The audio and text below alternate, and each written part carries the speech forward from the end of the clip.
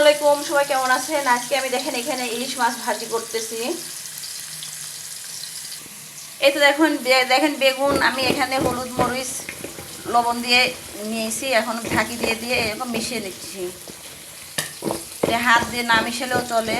এ দেখেন মিশে গেছে একদম, এপিট ওপিট করে মশলা লেগে গেছে গায়ে গায়ে। এই তো, আর এদিকে আমার মাছ ভাজিটাও হয়ে আসছে, চুল দিয়ে দিই।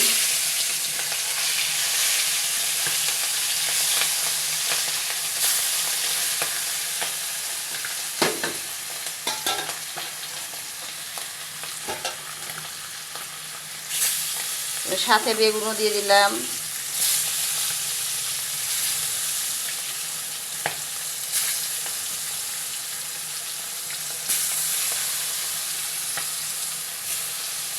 এই তো এখন এইভাবে সবগুলোই ভেজে নেব।